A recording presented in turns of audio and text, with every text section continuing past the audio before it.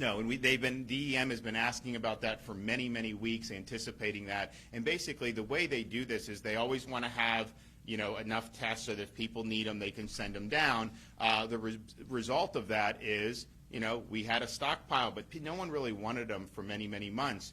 As the expiration date was coming, they had already gotten one extension. They had asked, can you do more? Can you do more? They said no.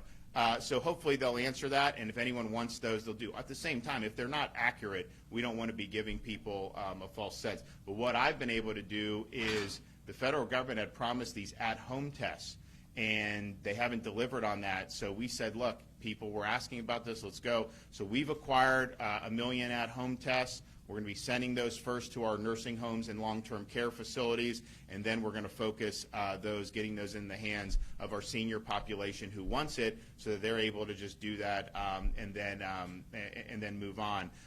But at the end of the day, with how the Fed stuff works, it's always a struggle with anything you're doing. I mean, they promised at-home tests last month, didn't deliver. They have been taking away our early treatment. We did get 15,000 additional doses. I had asked for 30, so that's still not what we want, because we want to do more sites for people to be able to get treated. But that's just the reality that we're dealing with here. So I don't know when they're going to provide any type of an answer, but I know people at the Department of Emergency Management have been asking about this since November and have still not been able to get a response.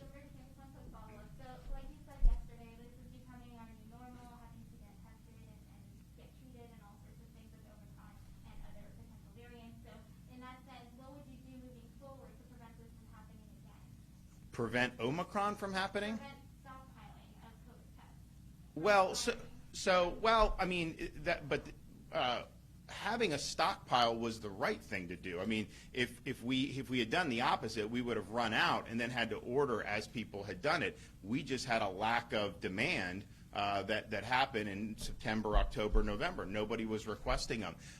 They would have been used, I think, had we had Omicron then. But you also don't want a situation where you're wasting millions and millions of dollars. And so that's why with the at-home test, what we're doing 1 million. We're going to see the demand. I think we can do another 1 million. But to have hundreds of millions like the federal government, that could potentially do that. So it's trying to respond to the demand. I think the Omicron was, fortunately, it's much milder, but it's so much more contagious. And so nationwide, you had all these people going to try to get tested.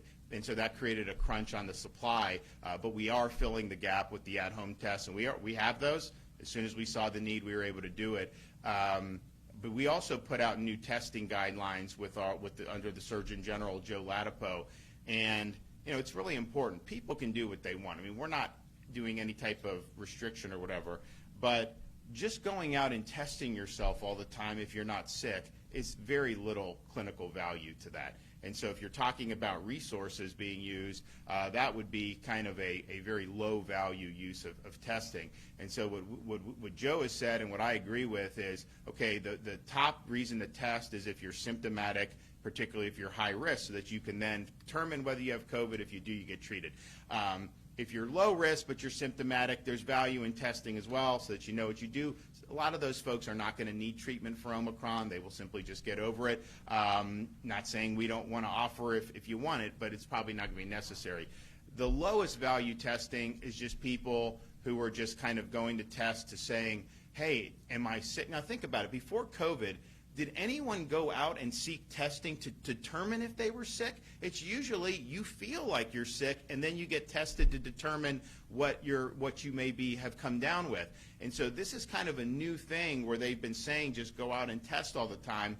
And again, you're free to do it. But I think what the DOH guidance from Florida is saying is that is unlikely to yield very much clinical value for you. And it also creates a lot of second-order follow-up problems. It's essentially a lockdown by stealth in the sense of if you test positive but you're not sick or have symptoms, you may have to isolate. They don't even know. The test can't tell you if you're even infectious or not.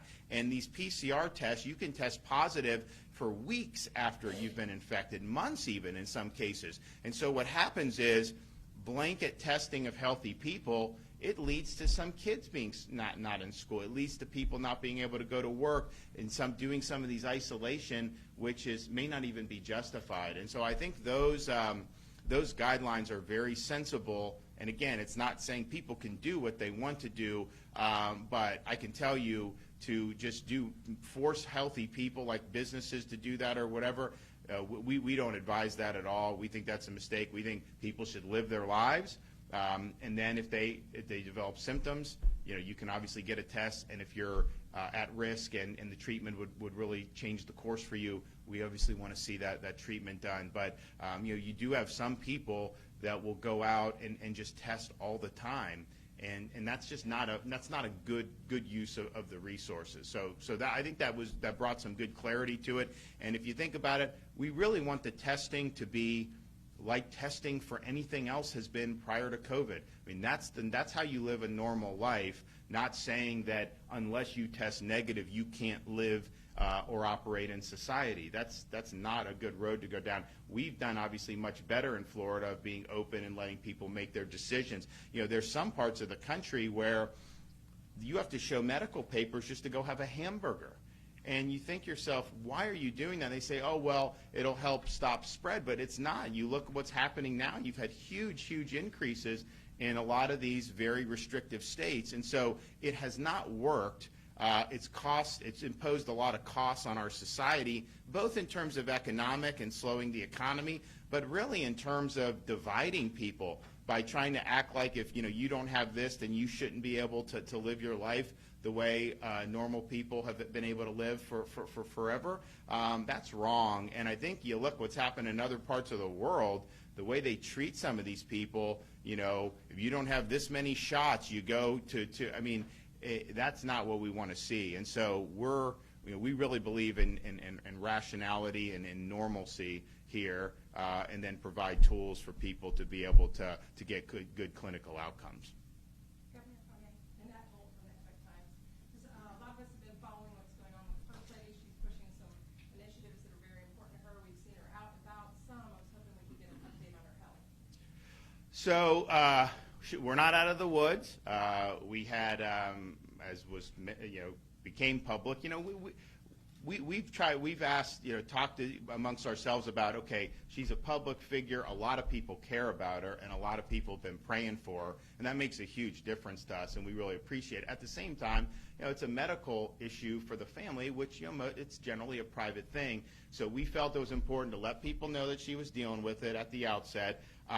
Occasionally people will ask, and I'll provide some updates, but it's not something that we've always say gone out. So last week, on Wednesday, they looked, and I didn't have anything on my public calendar, and it's true, I didn't.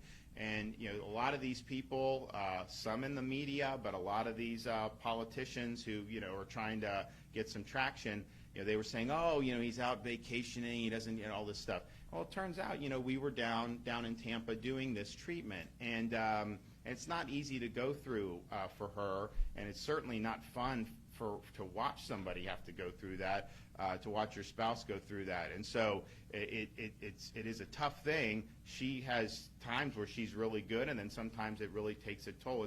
It's not like it's just the same every day, but we're not through with it. We're getting closer to the end.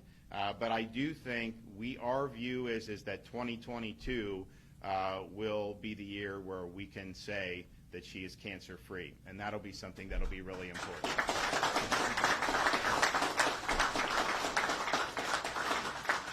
So thanks, everybody, and Happy New Year to y'all. Hope you guys have a great 2022.